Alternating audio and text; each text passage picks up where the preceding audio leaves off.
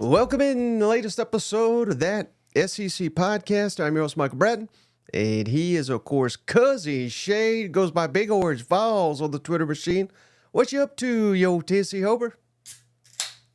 Hey, babe, what's going on? Oh, man, doing good. What are we, 89 days away as we're recording, I believe, from SEC football? Close, Mike, close. It's 87. 87 days away. Today we celebrated an 87-yard fumble. Do you remember this? 2019, I think it was, La Tech and Mississippi State. The infamous 4th and 93. 4th and goal from the opposite 7-yard line. So that's where we're at right now. And hey, buddy, we're getting closer. Every single day we're getting closer to college football kickoff. Yep. Yeah. Yeah.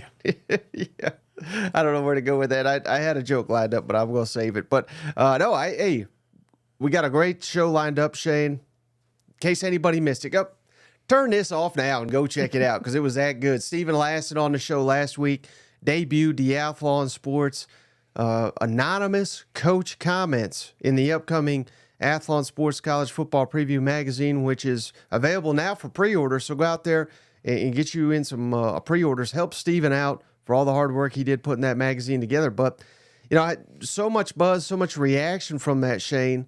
I saw this comment over and over where, you know, I posted all the comments on social media, and people would say, you know, Drink said that, or I bet you Beamer said that. So what we're going to do on this episode, we're not going to go over all of them because, again, it took about 2 hours to go through all of them with Steven. So, again, go check that out if you haven't. But I kind of highlighted the key part of all the coach comments, in my opinion, for all 16 SEC teams. So we'll rehash those, we'll reread those, and then Cousin Shane and I will guess which SEC coach was the one that made those comments. Does that make sense? Yeah, absolutely. And it's not a guess, Mike. I know. They've all texted me and let me know which one made these comments. So, yeah, I can't wait to get to it to let the listeners know. We're removing anonymous.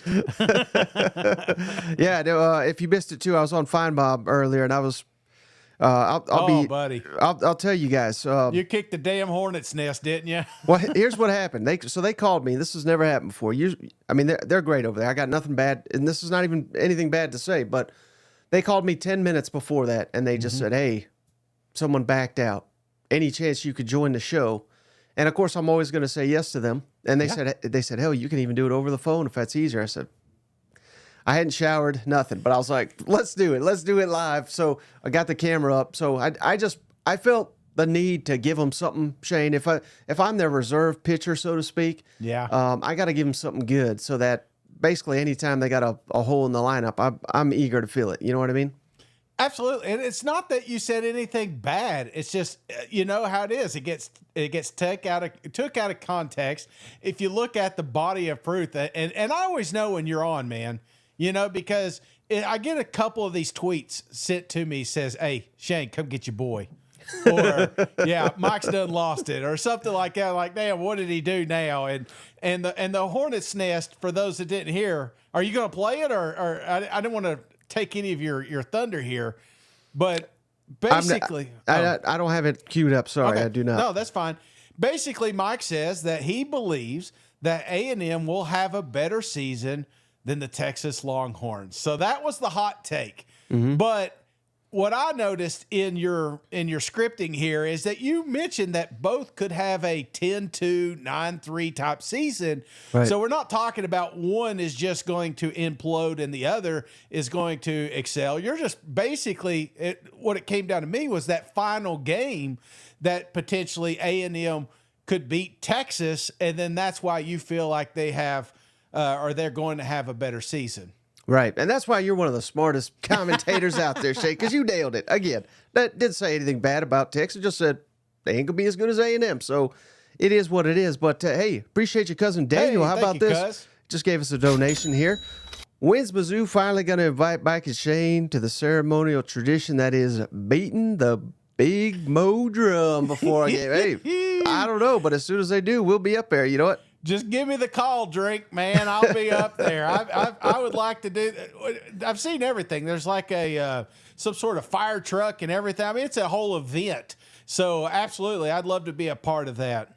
Right. And just again, before we go too far, I want to appreciate Cuz and his donation there, but you are wrong. So, I mean, there's no way that A&M is going to have a better season than the Texas Longhorns, but I just thought I'd get that out there. I know. Well, the fact that you're down on A&M, I know. That makes all of us in Aggie land happy. You know what? I know. This is a new year, Mike. Yep. And then real quick, Shay, so this will tie in with what we're doing here, guessing the anonymous coach comments. Yeah. But for anybody that missed it, because I missed it, and our good friend Stephen Lassen, again, credit him for all this stuff, letting us play it and make graphics and all this, and he gave me permission to put the graphics out and everything. But Bryan Harsin responded, Shade. And again, I didn't even see this because I don't follow this. He's a damn clown. So if you're just listening back later, I'm going to read you. This is verbatim. Bryan Harsin is reacting. And basically, I think the thing that he's really calling into question here is the fact that, and this is all true, I don't know who in the hell would even disagree with this, but it just basically says Auburn's got more talent now than where Harsin left it, which, again, Harsin's wife would admit that, you know. But here's Harsin's response. Coaches do not make these kind of comments. They focus on their programs and their programs only. If a coach wants to make a statement about another program, he will not hide behind anonymous. He will say it publicly and with authority. What the hell's he talking about, Shane? Again, I'm not Mr. Insider where I got all these coaches on speed dial and everything, but I do have ways to reach out to some of them. They have ways to reach out to me. And I can tell you, as, again, someone that is not in all these coaches' ears, they are the biggest damn gossips, Absolutely. Shane. They love to reach out. They love to share info. And again, if they're doing it with me, I can only imagine what they're doing to Paul Finebaum and Cousin Shade and on. Josh Pate, you know, they are constantly hitting these guys up. So to say coaches don't talk about other programs, that is the biggest damn joke you will ever hear on this program. I mean, have we not heard about the infamous group text messaging? You know, have you all ever been a member of any group text messaging with your buddy? I mean, it's just nonstop bullshit and going after each other. So, yes, absolutely, they talk about each other. Hey, shout out, I'm getting some hotty-toddy in the comments. Lane Kiffin in a damn press meeting last year said, well, you know, Alabama, they fired their defensive coordinator in the middle of the year. Like, they'll do it publicly. You know what I mean? So Yeah. Bryan Harsin's just a damn clown. I You know think what? one of my favorite comments underneath that was saying something. It was a Tide fan says, man, we miss you down here in Alabama. Hey, Liquid Flames, appreciate you, buddy. Cuz. $5 from Liquid Flames, appreciate you, brother. I actually, you know, what's funny, Shane, you know, as we get these shows rolling and we get people in the comments, I was just watching a random YouTube video on like engineering, and in the comments I saw Liquid Flames, and I said, oh buddy, there's our cousin from the show. So it's kind of weird how you see stuff like that. And Voltime, appreciate you, brother. He gave Thank you, cuz. Mizzou is like the Longhorns. Overrated. That's his words, not mine. But we do appreciate the donation. I'll tell you that. Well, I like it. It's you know, Tennessee and Texas, they're going to be able to do this for another season thanks to the lazy scheduling next year. But the Battle of UTs will eventually happen. Yeah, and love. I don't know how to say this. Love my Yorkie boy. Oh yeah, there you go. Love my Yorkie boy. Mike, you should bet your beard on A&M if you're so confident. LOL. I remember week 2 when you lost your beard. All right, hey, I'll do it now, Shane. If Texas beats A&M, I'll have a damn. I'll shave it in for Manscaped. The Why T. don't you go for one of these guys? You know, why don't you get a real buzz? No, what he's saying is shave the beard. I know the beard. I'll shave it into a T for the week of the SEC championship. How about that? Only if you color it. I'm not gonna. I'm not. We're gonna be. not I'm a trying to get permit. down, Shane. We're trying to. Again, we've made this public. I'm not mad at anybody. Yeah. The SEC owes us nothing, but they we tried to get the last SEC championship. They denied us. Yeah. If this is the first year, Shane, they let us in, and some dumbass shows up with a burnt orange tea mustache, that'll be the last year. Yeah, that's a good point. That'll be the one and only year they let us in there. You know what? That's a good point. So we got the milk bet. We got a beard going on. I mean, you got a lot going with these Aggies in Texas. I like this, Mike. Yeah, I'll clip that so no one forgets. But all right, let's get into it, Shane. Again, we got. One other thing, real quick, because I know we love the college football video game, and it seems like a lot of the cousins love it too, Shane. Just real quick, I just thought this was interesting. So they had last week, they had a bunch of, they didn't invite us. I don't know what's up with that, but they had a bunch of YouTubers and media people come down and test out the game. Yeah. And people have been talking about it. They've been writing about it. But one thing I just thought was fascinating, and we can all bicker about it, toughest places to play. Now, again, this is according to the video game, and why that's important is apparently if you go on the road, the tougher the environment, the tougher it is to come out with a victory, what have you. Number one toughest place to play in the video game. Where do you? Let's have you take a guess here. It is LSU. in the LSU. Yeah. I was going to give you a guess. You didn't even need it. Now, number two, Shade, is a complete joke. You never guess this in a million years because it shouldn't even be probably in the top 10. But they gave Penn State number 2. Oh my God. Someone was drinking that day. And all we got is number 3. Number 3 is in the SEC as well. Where do you think number 3, toughest place to play in the EA Sports video game is? In the video game, I guess they're going to go with, give me Georgia right now. Nailed it. It's Georgia. Yeah, I think obviously this is a list that will change and it should change. Right. But at this moment, I'm right there with you. I think they've nailed this one. Georgia is a tough environment. Mm-hmm. Hey, appreciate your cousin Kenny. Big Florida face says hordes down. So again, we even got Gators against Texas. I don't know how this is happening. We knew it was going to happen, Mike. I mean, we knew this. Texas. Everybody was, and myself included. I mean, if you dig hard enough in these clips, you're going to find me bashing a lot of Texas. But I'm telling you, now that they're back in, it's like we knew this would come. It wasn't that A&M is going to hate Texas. It wasn't that Alabama is going to hate Texas.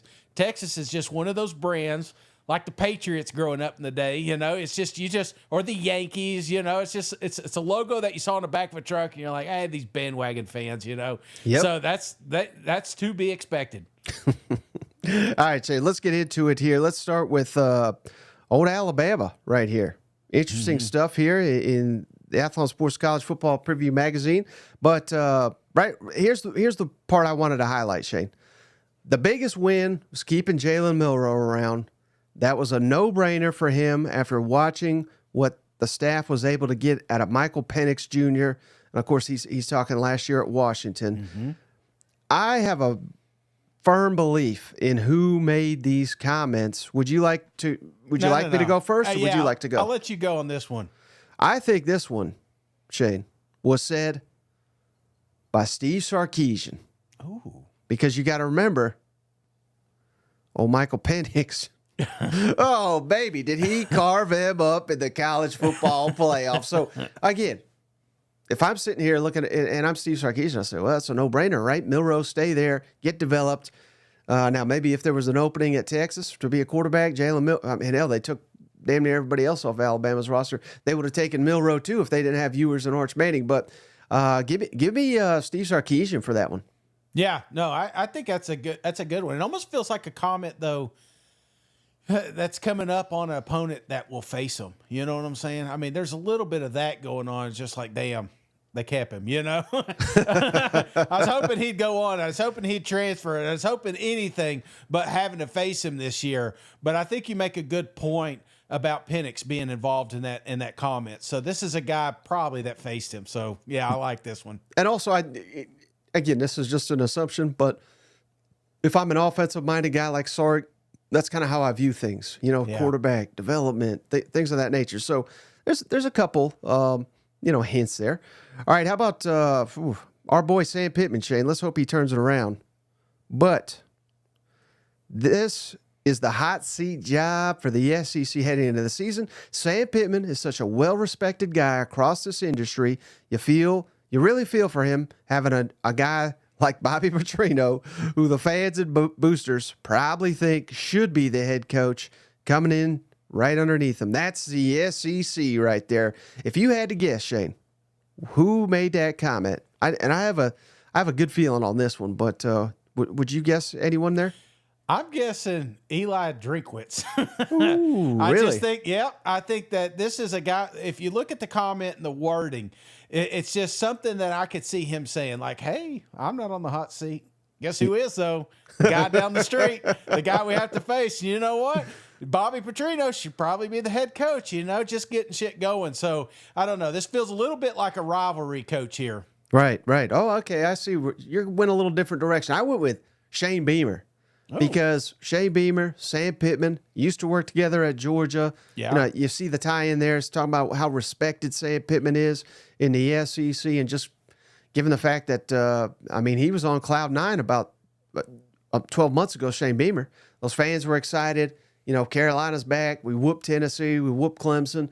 Now, coming into this year, it's kind of like, I wouldn't say his job's in jeopardy, but kind of standing on unsettled ground, so to speak. So he knows more than anyone. It can turn on you pretty quickly. Oh yeah, and maybe it's like my youngest daughter. It's like, well, look what they did. Look where they're at. They're in a hotter seat than I am. So maybe that has something to do with it. All right, how about Auburn? I feel like I've got Bryan Harsin. I got a good feeling on this one, Shay, but. Here's where I'm going to go right here. The top comment here. Hugh Freeze is going to be the play caller. He won't hand that off to offensive coordinator Derek Nix, but it's Auburn. So they're used to that with old Gus Malzahn. Oh. Who do you think made that comment? And now that I'm kind of thinking about it, could be even a different coach. Yeah, man, that's a good one. Who you thinking off right off hand here? Well, I almost changed my pick here because it could be Lane Kiffin, because he was the one that lost Nix, and they literally put out a comment where like, losing a coordinator, quote unquote, to somewhere where he can call plays, because they knew he wasn't. Yeah. But my initial read on this, and again, I'm going a little deep on you here, but Hugh Freeze, play caller, mentions Gus Malzahn. Yeah. To me, that's Kirby Smart. Because he's had to face Hugh Freeze. He's had to face Gus Malzahn. Ooh. He's had to call games against both those guys, coaches against Auburn annually. So, he hates Auburn. He's a Georgia guy, obviously Georgia coach, but played there. He's got that disrespect for Auburn. So I think it was old Kirby Smart there. I thought maybe a coach that's been around for a while in the SEC. So that narrows that list down. I was thinking Stoops is the first one that came to my mind. Just because, you remember, he went to that little stint where he was basically picking Auburn transfers like left and right. You go back for Joey, you go back. Just look at all the guys they've brought up there. Right. So that's another one. Now that Bryan Harsin's out, that Slim says Freeze gets in trouble when he makes them calls. Could take that many different ways. Absolutely. Yeah. All right. How about Florida, Shane? This is. Whew. Buddy, there were some comments in here. Paul Finebaum. Oh, wait, yeah. Coaches. The coaching staff is almost totally different, especially on defense. That's the biggest problem we've heard about, that the internal system isn't right there. Also, I wanted to throw this in. The roster will be the best they've had. There was pretty significant drop in talent at the end of the Dan Mullen years, but that excuse has run out. Any idea who that could be, Shane? Oh, man. What about, I just told you Stoops, but this feels like Stoops now. Again, a guy that's been around, kind of flirted with that Florida job in the past. You know what I'm saying? Kind of a little bit of a rivalry. Give me Coach Stoops here. I know I just said it last, but I think you hit the nail on the head with Kirby, because of that annual fight. But this one right here, give me Stoops. Well, I'm going to go a little different direction, Shane. We got a Dan Mullen, calling out Dan Mullen. Yeah. That's clue number one. But clue number two is when he's talking about how different the defensive staff is and the issues there. Give me none other Then my guy Hugh Freeze, Shane, who lost his defensive coordinator, went down to Florida, and obviously Hugh Freeze was at Ole Miss a long time. Who was at Mississippi State? Dan Mullen. They hate each other. So any opportunity to throw Dan Mullen under the bus, oh God, he wrecked Florida Gators. I wouldn't have done that, but Dan Mullen sure as hell did it. Give me Hugh Freeze for that one. Oh, that's good. Going back to the Egg Bowl days. Man, you really have given this some thought, Mike. Hey, shout out to, of all time again. Say $5. Cousin Shane should wear a Dolly Parton wig if Tennessee beats Georgia this season. How about that? Cousin should wear a Dolly Parton wig if... absolutely. I'll sing one of her damn songs, Jolene or something, if that happens. Absolutely. I like that. I keep giving us ideas here to make maybe fools not the of whole ourselves. song. I probably should because sure shit. At least the first verse of it, you know? All right, how about Georgia, Shade? Again, interesting one here. There was a lot of praise in the Georgia comments, but there was some interesting... I wouldn't say calling Carson Beck out necessarily, but here's the anonymous comment. If you're looking for a fault, it might be that all of Carson Beck's safety valve options at receiver and tight end are gone. Obviously, they've brought in some studs to add to what they've recruited, but having Brock Bowers is like a cheat code for a young quarterback. Who do you think said that? That's a good one, man. Geez, so many. I see so many coach faces as this is coming up. Yeah. Safety valve. That's what's got me. So, who do you got right off here? I don't want to cheat off you, but I'm going. Maybe I went too hard on this guy, Shane. Hugh Freeze, and I'll tell you for two how many reasons. comments did he leave? He likes to talk. I mean, Harsin thinks these guys don't like to talk. Hugh especially. But yeah, again, maybe I'm leaning too hard on him, but. Again, when you think of, he mentions a young quarterback, being a safety valve. To me, that's an offensive-minded guy who knows what it's like to be a quarterback, knows what it's like to develop a quarterback, knows how valuable a piece like Brock Bowers can be. And, Brock Bowers, unfortunately, Shane, his season was not what it could have been due to injury last year. But when I think of, there's so many great Brock Bowers moments, but the one that stands out to me from last season, you remember that game, don't you? Where they were on the road. They were essentially on the ropes, and they just said, to hell with it. Yeah. We're going to Brock Bowers every damn time, and Auburn could not stop him. So that's kind of why I was thinking Hugh Freeze. Well, let me ask you, these comments, were they made last season or were they made this season? Because this feels like maybe a Nick Saban type comment, a guy that's faced him and realized the weapons that Georgia has. And sometimes when you remove those options, you may find yourselves a win there. Yeah, no. This was definitely recent comments here. Yeah. Not from like a year ago or anything. All right. So if it's not Hugh Freeze, who do you think? Beamer. I think this is this feels like a coach that you face on an annual. And Beamer having a game plan for this. Could you imagine? There's been some really good teams, South Carolina, Georgia, that have gone against each other since he's been up there. But when you have a Brock Bowers, or if you have somebody that's just takes, you can't really game plan for. Your game plan is to put more people on him, but that loosens up a McConkey or something like that. So yeah, I'm thinking Beamer here. You know what's funny? I keep saying Hugh Freeze. Everybody in the comments saying, "Oh, that's definitely Kiffin."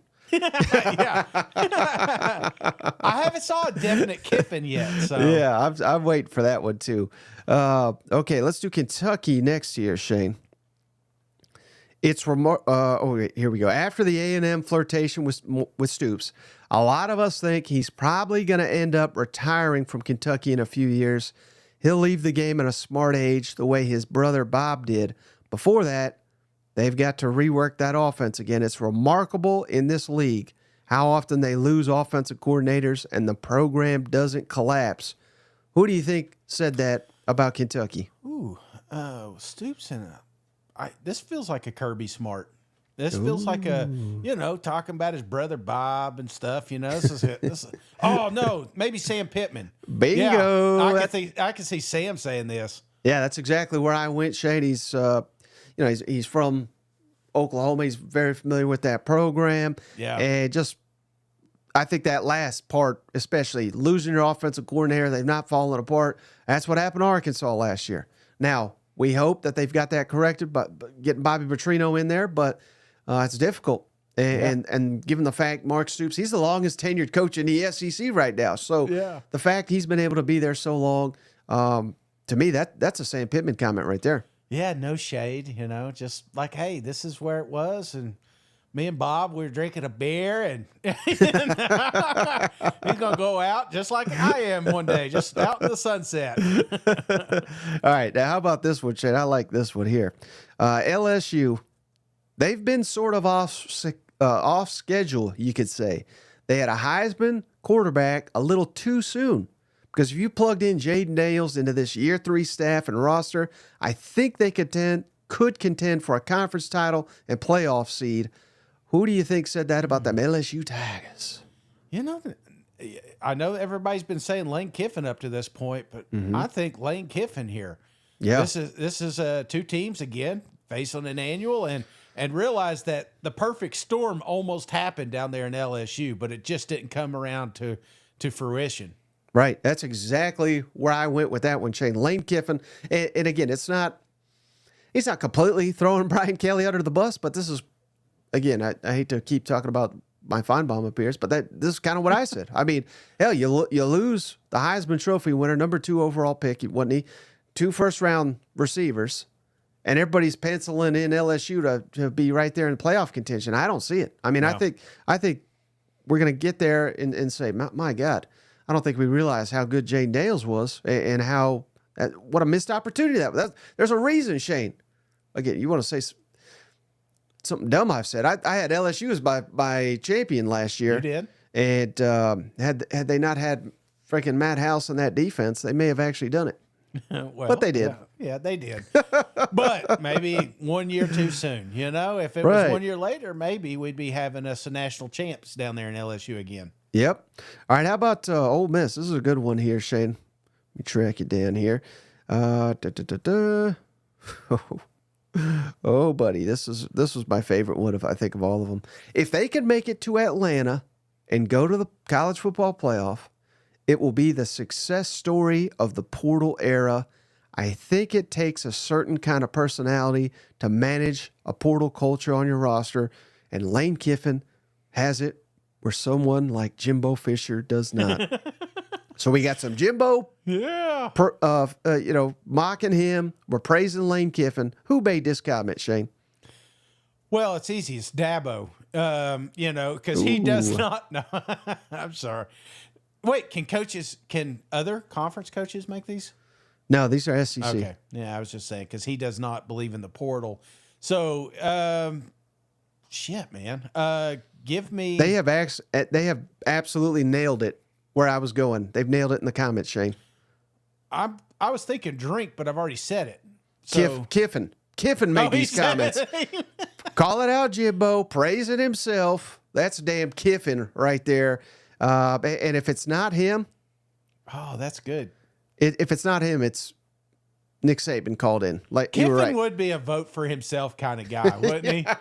If you're having a class president, it's like I could see Kiffin writing his own name there. Oh yeah, no, that was Lane Kiffin without a doubt. Just the fact that he calls out Jimbo Fisher seals it for me. I won't buy any other option.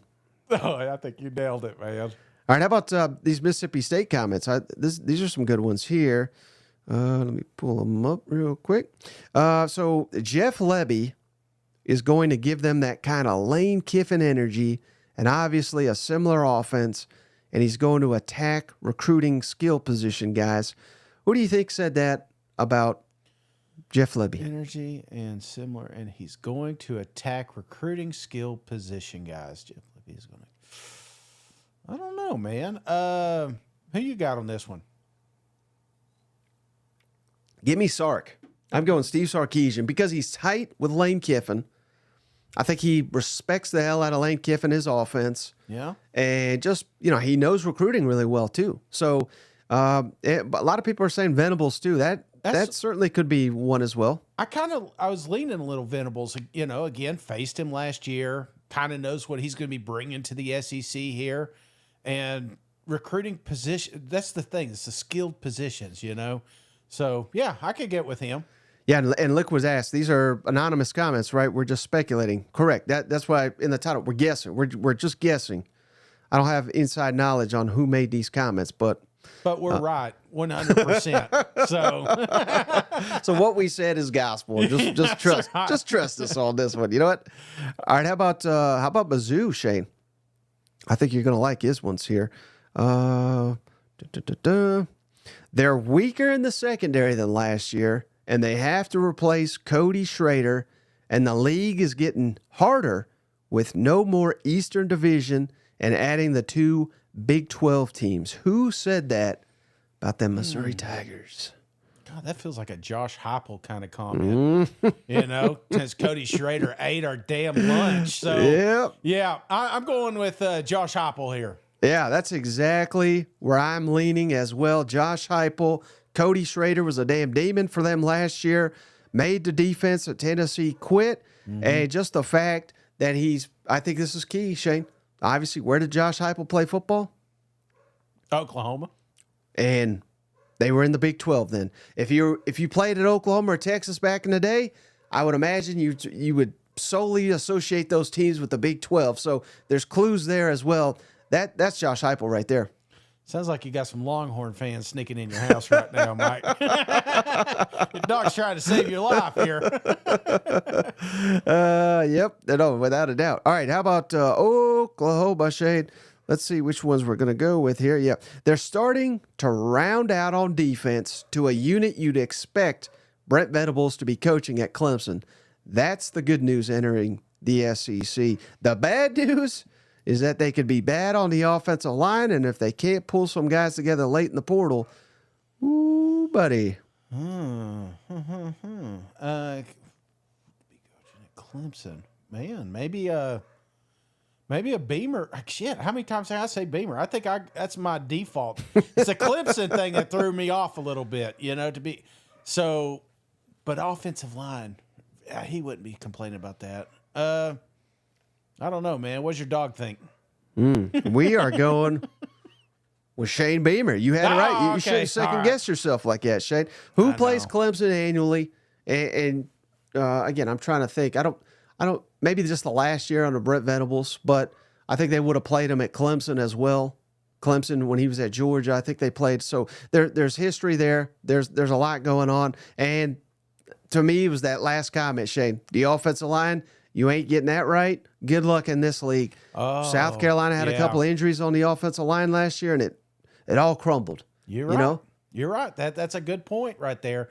I mean, you polled the coaches last year that didn't have an offensive line. That makes perfect sense now. So it is Beamer. Yeah, I think so.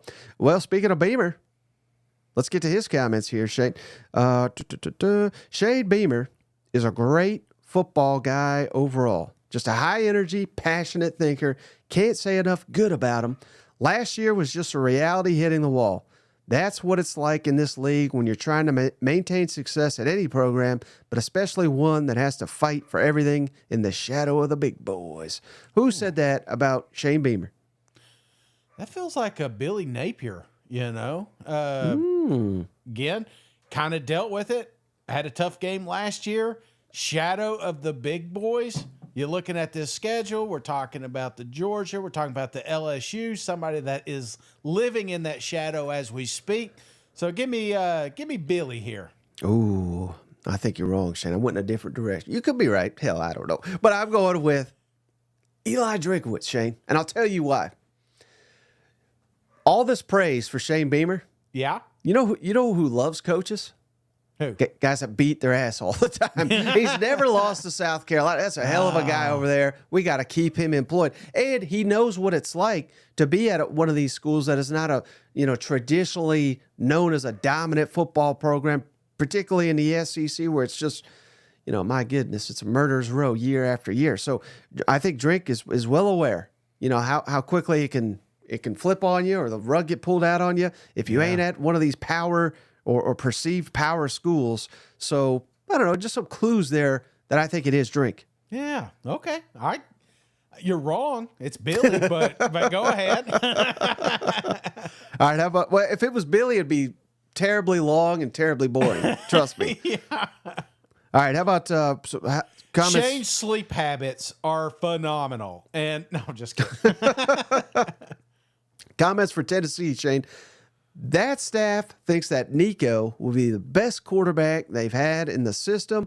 And when they have a quarterback they're confident in, they're as good as anybody that side of the ball. And then defensively, they're not at the level of the national title programs in this league, but they're better than when Josh took over. The floor is high, but they have question marks in the secondary. Who do you think said that about old Josh Heupel? Well, and I think the bottom part here, talking about a Tulane transfer, makes me think Coach Kelly. Because when they had the confidence behind one Hendon Hooker, it became a hell of a football game the last time they met. So I'm thinking Coach Kelly here, obviously with the Tulane, viewership. Maybe this is a kid they tried to get in himself. I'm going to go with him. Well, I'm seeing a lot of Kirby in the comments, and I considered it. Yeah. But I ain't going Kirby because I think there's a great deal of respect between Heupel and Kirby. Yeah. They're not like enemies, I don't think. But they're sure as hell not going to be talking about what Heupel thinks about Nico. Yeah. You know who is, though? Buddies with Heupel. They work together. Jeff Lebby down at Mississippi State. So I think Lebby and Heupel probably talk. Hell, probably when Lebby got to Mississippi State, he probably asked Heupel, you seen some good quarterbacks out there we should pursue, things of that nature. So that's just a guess on my part, but I think he and Lebby would have talked, and that's how we get these comments of Nico, them thinking that this could be their best quarterback in that system. But also, these offensive-minded guys know all about. Yeah.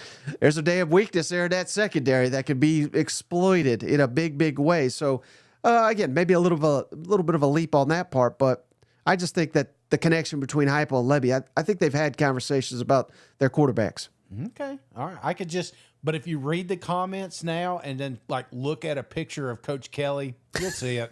You'll see what I'm talking about. All right. How about Texas, Shay? This is some wild stuff here. Everybody's high on Texas.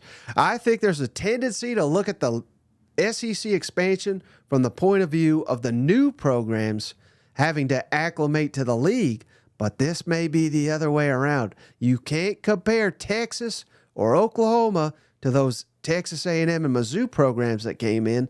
They instantly compare to the top programs in the league in terms of depth and talent and could definitely win the conference and be headed to the playoff. Who said these incorrect comments about the Texas Longhorns? DeBoard. Absolutely. Yeah. Yeah, this is a guy coming in saying we need to reevaluate our thoughts on these teams that are coming in. So yeah, I think this is DeBoer here. Well, not only that, Shane, I think you nailed it completely. They faced off last season, obviously in the playoff, so that kind of led me to it. But also, these comments are kind of incorrect, Shane, and this was pointed out when I posted this. But I mean, they're in the commentary. So what do they say? This ain't Mizzou and A&M coming into the SEC and having to acclimate. It's the other way around. Well, that's completely false because when A&M entered the league, they had this guy named Johnny Manziel, won a Heisman, beat Bama, 10-win seasons. What did Missouri do? Oh, they just won the East back-to-back years. So what the hell are you talking about? I mean, they had, and again, maybe I think he's just ill-informed. Maybe, Caleb DeBoer has no knowledge of SECs, never been down here, never coached here. So I think people just assume that A&M and Mizzou struggled when they got to the SEC. I think if you don't know what you're talking about, that's a comment you'd make. Golly, it sounds like a comment I would make. Does this guy even know what he's talking about? All right, how about this one, Shane? A&M, my Aggies, apparently. You're right. Mike Elko is a fantastic hire. He has a ton of respect in this league and across the industry. He knows the program firsthand, and he's not going to worry about anything other than finding ways to win. It's going to be night and day culture change at the head coaching position. They could be really scary on defense. That's not going to be a first-year coach situation. Elko knows the personnel, and they're really talented. Who said this about A&M? Damn, it almost sounds like Stoops saying, "Hey, they got the right guy. It wasn't me. I wasn't even answering those emails. They got exactly who they wanted and needed down there." So I'm going, even though I put them on a few, I think this is Coach Stoops. Couple bourbons in. Couple bourbons in. Just crying if he didn't get that job. Is that what you're saying? Is all the words spelled correctly? I didn't even look at the grammar here. He's drinking some of his own bourbon, you know? No, I'll tell you who this is, Shane. And I can almost prove it here. It's Brian Kelly, LSU. He hired Elko at Notre Dame to be his defensive coordinator. Did a hell of a job, and Jimbo actually stole him away from Brian Kelly up there. So Brian Kelly's well aware of, and it says here, hey, this guy's thought of incredibly well in the coaching circle. So that checks that box. And just knowing what a defensive mind Elko has been in his career. He did it at Duke. Back at it when A&M was really good under Jimbo for a very brief time. It was when Mike Elko was the defensive coordinator. So and I think Brian Kelly's another one that didn't really have a ton of respect for Jimbo. I don't think anybody did, to be honest with you. But so that's why I think this is Brian Kelly making these comments. I'd like to get Jimbo's comments on this. All right, final one here, Shane. Vanderbilt. Let's see what the comments here. A lot of people thought, I think it's this one actually. Yeah, a lot of people thought the university would be really, really long leash with Clark Lee, but that may not be the case. They're marginally better than they were when they started, and it's not, if not for a few upsets, it could look even worse. There aren't clear expectations at Vandy, but they've got to be more competitive. The portal era has hit programs like this really hard. Who do you think said that? Programs like this really hard makes me sounds like a team that has been successful. I'm going Kirby Smart again here. I think again, you know, he's pointing out the fact the lesser than are not receiving as much here. Right. Yeah. So I'm going somebody that has a lot of wins under the belt. So give me Kirby Smart here. Ooh. Yeah, you might be onto something there, Shane. No, I nailed it. I went with Lane Kiffin. Okay. Because, I think it's that last comment. The expectations, they need to be more competitive, and the portal era has killed a program like this. So who's taking advantage of the portal? It's Lane Kiffin. He knows all about it. And at the same time, he's sitting here saying, this is a real problem. We got to fix this. These are, we're just decimating these other programs, these poor programs that I'm rating. But we got to change all this. So that's kind of why I think it's Lane Kiffin. I wanted to say Stoops. I wanted to say Billy Napier. But I think they want people to forget that they lost to Clark Lee. You know what I mean? Like, you don't want any mention of that because those might be the two wins, the only two wins that Clark Lee ever gets in the SEC. Well, it does sound like potentially a coach that has stole a player or two from there. It's like, so Kirby's got, a new receiver, and coach got a new quarterback down there at LSU, Right. So, all right. So that's all I got there. And old Kenneth says, Kirby don't talk. He just beats you. Have we not had about half a dozen leaked locker room videos to know Kirby talks as much smack as anybody out there? Absolutely. And I've heard stories of him on a golf course, Shane, talking nothing but trash. Not respectfully, but like, I hit this shot. You didn't hit that. You were cheating here. I mean, these guys talk. You know what I mean? Absolutely. Absolutely. To get to that level, there's a certain type of crazy you have to have. And Kirby, he is the ringleader right now. This guy says Kirby is a lunch lady. Smoking a cigarette out back, telling me. But hey, all right. So, hey, we went through all 16 teams here. And again, these are just our guesses. Yeah. I don't know who made these comments, but I'm pretty sure if I didn't nail it, Cousin Shane did for each and every one of these guys. Anything you want to go out on, brother? No, man. Again, we're slowly but surely getting down to kickoff. It won't be long. We'll be having Texas and Oklahoma officially joining the SEC. And then right around the corner, SEC Media Days. And then next thing you know, your boys are coming back to camp. And, You're praying to God they don't get hurt, and then we're going to have kickoff. So, man, we're right there, and it's not as long of a summer as you think, man. Oh, it'll fly by. You know what? Yeah, it's like my walks, Mike. Let me get, what was the over under of Shane complete? I put it at 2.